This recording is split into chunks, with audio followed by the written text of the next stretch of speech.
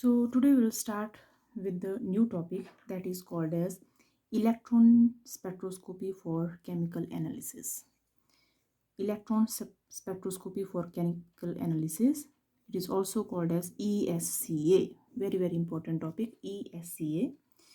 It is also called as X-ray photoelectron spectroscopy. तो ये photo electron spectroscopy का last topic है ESCA और एक्स-रे फोटो इलेक्ट्रॉन स्पेक्ट्रोस्कोपी. ठीक है. तो जनरली जब हमने फोटो इलेक्ट्रॉन स्पेक्ट्रोस्कोपी स्टार्ट की थी तो हमने क्या देखा था कि there are mainly two types of photo electron spectroscopies. दो टाइप की फोटो इलेक्ट्रॉन स्पेक्ट्रोस्कोपी देखी थी हमने. कौन कौन सी? एक ultraviolet photo electron spectroscopy और एक देखी थी X-ray photo electron spectroscopy. Ultraviolet photo electron spectroscopy and X-ray photo electron spectroscopy. Ultraviolet photo electron spectroscopy में हम क्या यूज़ कर रहे थे? अल्ट्रावायलेट रेज यूज़ कर रहे थे और वैलेंस शेल के इलेक्ट्रॉन्स को रिमूव करने के लिए यूज़ कर रहे थे. लेकिन इसके opposite X-ray photo electron spectroscopy में what are we are using X-rays to remove the electrons. What type of electrons? To remove the core electron. Core electrons are the electrons which are present very deep in the atom, that is near the nucleus. So X-ray photoelectron spectroscopy or ESCA is a technique which is used to study the electron or eject the electron from the core levels. Not eject, but we will study the electrons in the core level. और automatically यहाँ पे ejection तो होगी ही होगी. That is the part of photoelectron spectroscopy. दूसरी खास बात क्या है ESCA में? That ESCA is a surface phenomena. कैसा फिनोमिना है ये? सरफेस. मान लो मेरे पास कोई ये मेटल का सरफेस है, मेटल है, तो मेटल की बहुत सारी लेयर्स होंगी क्योंकि आपको पता है कि क्रिस्टल में एटम्स कैसे अरेंज हैं, they are arrange in the form of layer. तो ESCA कहाँ एप्लीकेबल है? Only at the surface of the molecule. मगर मतलब अगर ये किसी भी मॉलिक्यूल के ऊपर अगर आप एक्स रे डलवाएंगे तो ये कहाँ से इलेक्ट्रॉन्स को इजेक्ट करेगा? Only on the surface. So what we can say it is a surface phenomena. It is a surface sensitive technique used to only find out the top few layers up to few nanometers. Is it clear? One more feature is that we can detect all the elements in ESCA except hydrogen and helium. ठीक है.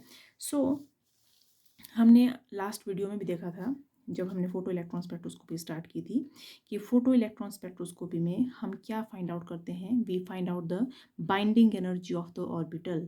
किसी भी orbital में electron कितनी energy से bind है, that is called as the binding energy of the orbital. तो हम जनरली क्या करवाते हैं? हम किसी भी एटम को ले, किसी भी सरफेस को ले लिया हमने, मेटल की सरफेस को, हम यहाँ पे क्या स्ट्राइक कराएंगे? एक्स रेज को स्ट्राइक करवाएंगे. ठीक है. एक्स रेज का क्या मतलब है? X-ray they are very powerful energy rays, बहुत हाई एनर्जी होती है इनमें. तो इस एनर्जी से हम कोर इलेक्ट्रॉन्स को इजेक्ट कर सकते हैं. तो जैसे हमने इसके ऊपर पढ़ा, तो मान लो आपके पास बहुत सारी एनर्जी लेवल्स हैं, तो कोर एनर्जी लेवल के ऊपर जाएगा, यहाँ से इलेक्ट्रॉन को क्या कर देगा? ये इजेक्ट कर देगा. So what we can see? We can study the binding energy of the electron. So if we know the amount of energy which is given, let h nu is the amount of energy of the x-rays. Amount of energies of x-ray ये किस चीज़ के बराबर होगी?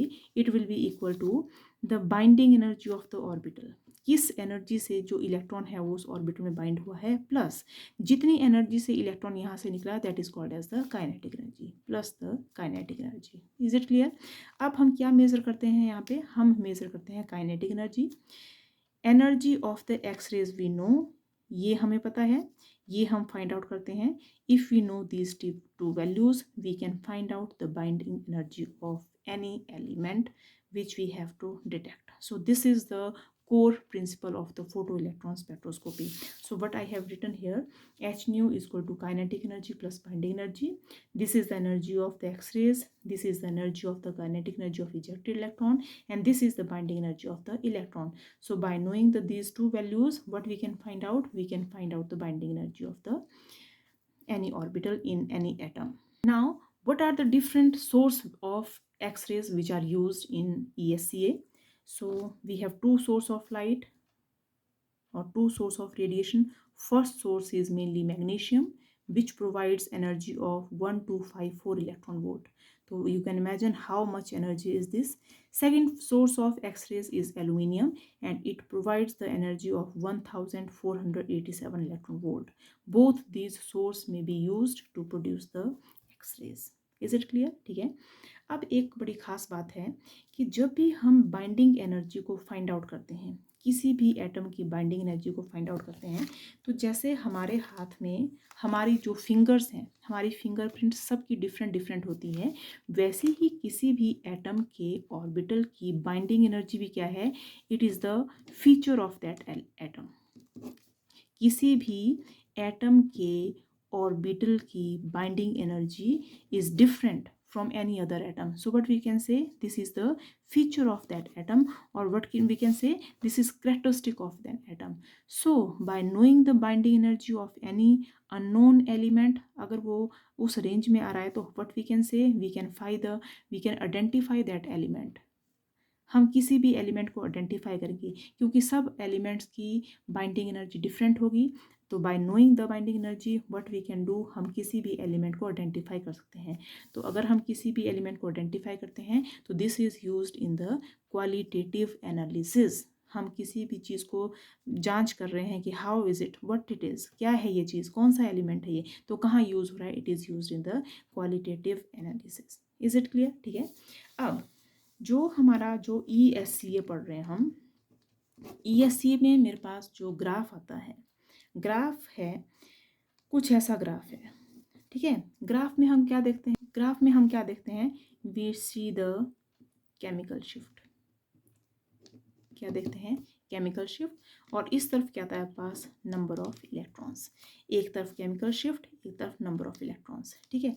तो chemical shift, मान लो हमारे पास कुछ peaks ऐसी हैं, कुछ ऐसी पीक्स आती हैं इन ESA स्पेक्ट्रोस्कोपी. अब आपको पता है कि NMR में you have learned about the term chemical shift. जब हम NMR पढ़ते हैं तो एक्सट्रीम राइट में हम क्या बनाते हैं, एक पीक बनाते हैं विच कॉरस्पॉन्ड्स टू TMS, टेट्रामिथाइलसाइलिन. और टेट्रामिथाइलसाइलिन क्या लेते हैं हम यहाँ पे? स्टैंडर्ड कंपाउंड लेते हैं. तो सिमिलरली ESCA में भी हम क्या लेते हैं? एक स्टैंडर्ड पीक लेते हैं. स्टैंडर्ड पीक के रेफरेंस में ही हम सभी पीक्स की कितनी डिस्टेंस पे पीक आई है वो हम मेज़र करते हैं. तो distance from the standard up to a peak, this is called as the chemical shift. तो similar to NMR हम क्या मेज़र करते हैं यहाँ पे? chemical shift मेज़र करते हैं. ठीक है. अब एक और बात कि मान लो मेरे पास कोई कोर इलेक्ट्रॉन्स है, जिस इलेक्ट्रॉन को मैं इजेक्ट कर रही हूँ, ये जो कोर इलेक्ट्रॉन है, अब इसके नज़दीक तो क्या प्रेजेंट है? ये मैंने एनर्जी लेवल बनाई है, energy levels K, L, M और N, और इसके नज़दीक क्या प्रेजेंट है? न्यूक्लियस. सो जो बाइंडिंग एनर्जी है वो दो फैक्टर के ऊपर डिपेंड करती है. It depends upon the nuclear charge. कितना न्यूक्लियर चार्ज है? ज़्यादा न्यूक्लियर चार्ज होगा तो ये इलेक्ट्रॉन को ज़्यादा फोर्स से होल्ड करेगा, ज़्यादा बाइंडिंग एनर्जी होगी. कम न्यूक्लियर चार्ज होगा तो कम फोर्सेस ऑफ अट्रैक्शन होगी, so binding energy will be less. So first factor on which the chemical shift depend, it is the nuclear charge of an atom. What is the second factor? It is the number of valence electrons which are present in the outermost shell. So two main factors, they are governing, which affect the binding energy. First is the nuclear charge and second is the number of valence electrons. So what I have written, chemical shift of ESCA, it depends upon two factors, nuclear charge and the valence electrons. ठीक है.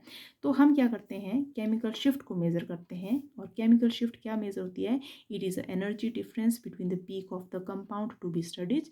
जिस compound की peak को हम study कर रहे हैं वो in reference to the reference compound, taken from the reference compound. तो एक कंपाउंड बना लेंगे हम रेफरेंस पीक के रेफरेंस में ही हम बाकी पीक्स को स्टडी करेंगे. तो how much distance it is travelled, it is called as the chemical shift. It is similar to that of the NMR. So now let us take one example to study the chemical shift in case of ESA. Let I have a molecule, standard molecule of methane, CH4. Methane में मैंने hydrogen को replace करते जा रही हूँ मैं. तो first by replacing one hydrogen I have CH3F. फिर मैंने दो हाइड्रोजन रिप्लेस कर दिया CH2F2. तीन हाइड्रोजन रिप्लेस कर दिया फ्लोरीन से CHF3. और ultimately all the hydrogens have been replaced by fluorine, so I am getting CF4. So what we do, हम इन सब के लिए क्या ले लेंगे? फोटो इलेक्ट्रॉन स्पेक्ट्रा लेंगे. इसका एक्सरे फोटो इलेक्ट्रॉन स्पेक्ट्रा लेगा. तो क्या देखते हैं कि CH4 में carbon is the main compound जिसका हमने फोटो इलेक्ट्रॉन स्पेक्ट्रा लेना है। तो कार्बन के लिए peak comes around to be 290.8 electron volt. In this molecule carbon के लिए आ रही है 293.6, इस कार्बन की आ रही है 296.3, इस कार्बन की आ रही है 299.1 और अल्टीमेटली टेट्राफ्लोरोकार्बन में कार्बन की आ रही है 301.8। तो हम क्या देख रहे हैं, फोटो इलेक्ट्रॉन स्पेक्ट्रा हम सिर्फ कार्बन का यहाँ पे देख रहे हैं कि सबकी पीक्स डिफरेंट हैं। ले हम सिर्फ कार्बन एटम का रहे हैं लेकिन पीक्स सबके लिए क्या है, डिफरेंट। इसका मतलब कार्बन का जो कोर इलेक्ट्रॉन है it is affected by the valence electrons. Valence electrons की अरेंजमेंट कैसे है, कम इलेक्ट्रोनेगेटिव उसके नज़दीक प्रेजेंट है या ज़्यादा इलेक्ट्रोनेगेटिव उसके नज़दीक प्रेजेंट है। Is it clear? ठीक है, तो इन सब कंपाउंड्स में हम क्या करते हैं, CH4 को I have taken it as a standard compound. So CH4 is taken as a standard compound and all the shifts of the peak are studied in reference to this standard compound. So if 290.8 is taken as the standard compound, इसकी peak को मैं कितनी value दे दूंगी, 0। 293.190.8 उसकी value कितनी आ गई, 2.8। तो second peak का मैं अबाउट 2.8, इनको माइनस करेंगे तो इसकी सम इतना वैल्यू आती है। इनका डिफरेंस आ जाएगी 8.3 और इनका डिफरेंस कितनी आ जाएगी 11.1।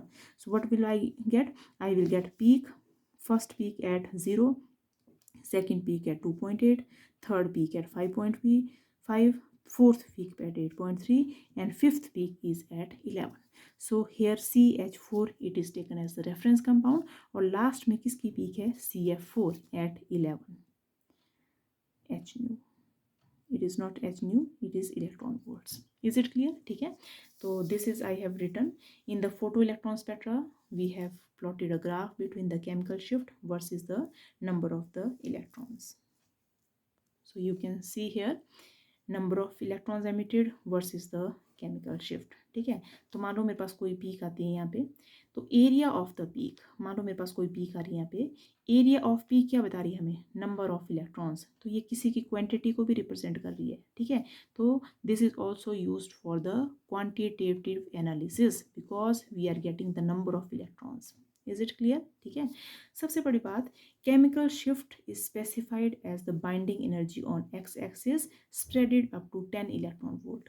जो हमारे पास यहाँ पे पीक्स का डिफरेंस आएगा वो कहाँ तक अरेंज करेगा, कहाँ तक स्प्रेड करेगा, अप टू 10 इलेक्ट्रॉन वोल्ट। अभी हम इसका एग्जांपल देखते हैं कैसे 10 इलेक्ट्रॉन वोल्ट तक जाता है। ठीक है, so let I have the spectrum of ethyl trifluoroacetate. This is ethyl trifluoro, CH3C double bow is acetate, लेकिन hydrogen has been replaced by fluorine, so it is trifluoroacetate. So in ESCA spectra of ethyl trifluoroacetate, I am getting 4 peaks. 4 peaks are like this: CH3, CH2, C double bond O, CF3. तो 1 peak for 1 carbon. You know CF3 में एक carbon है, C double bond में एक carbon है, CH2 में एक carbon है, CH3 में भी एक कार्बन है। तो हम क्या देख रहे हैं यहाँ पे, एरिया ऑफ द पीक, सबका एरिया कितना है, बराबर। तो नंबर ऑफ एटम्स का मुझे पता चल जा रहा है कि सब एटम्स की रेशो क्या है, बराबर। ठीक है, इसीलिए the area of the peak they are giving the number of the carbon atoms और number of the electron ejected. ठीक है, तो इन पीक की हाइट से मुझे क्या पता चला कि जो भी मेरे पास कंपाउंड में एक एक ग्रुप है सब में same number of carbon atom present है। ठीक है, अब जो इसकी आयनाइजेशन एनर्जी है, CH3 ग्रुप के लिए आई am getting the energy at 289, OCH2 के लिए एट 290, C डबल बॉन्ड के लिए 294 और CF3 के लिए 298। क्यों हो रहा है, क्योंकि CF3 में carbon is under the influence of 3 fluorine atoms. 3 fluorine atom का इन्फ्लुएंस बहुत हाई इलेक्ट्रोनेगेटिविटी कॉज कर रहा है। तो अगर मेरे पास कार्बन है, कार्बन के पास कोर इलेक्ट्रॉन्स अगर प्रेजेंट है और साथ में 3 फ्लोरीन एटम है, ये इसके आउटरमोस्ट इलेक्ट्रॉन्स को बहुत दूर ले जाता है फ्लोरीन। तो जो अंदर वाला इलेक्ट्रॉन है it is more strongly pulled towards the nucleus. जितना स्ट्रांगली पुल करेंगे न्यूक्लियस की तरफ उतनी ही ज़्यादा क्या बन जाएगी उसकी energy, binding energy. So highest energy is for CF3, उससे कम बाइंडिंग एनर्जी है CO के लिए और मिनिमम बाइंडिंग एनर्जी क्या है, OCH3 के लिए और सबसे लेस किसके लिए आपका CH3। So this is the peak which I am getting for this molecule. ethyl trifluoroacetate. So what we can say that ESA, it is used to study the number of atoms, it is used to identify the element, so it is used for both qualitative and the quantitative analysis. And the height and the peak chemical shift is similar to that of the NMR spectroscopy. So it is give the structural information similar to that of the NMR spectroscopy. अब एक और चीज़ बता रही थी मैं आपको कि 10 electron volt तक ये स्प्रेड करता है, तो you can say first peak is starting from 0 electron volt और मैक्सिमम कहाँ तक स्प्रेड करेगी, up to only 10 electron volt. ठीक है, ये मेरा मतलब था. So this is all about ESA, electron ESA और X-ray photo electron spectroscopy. Thank you.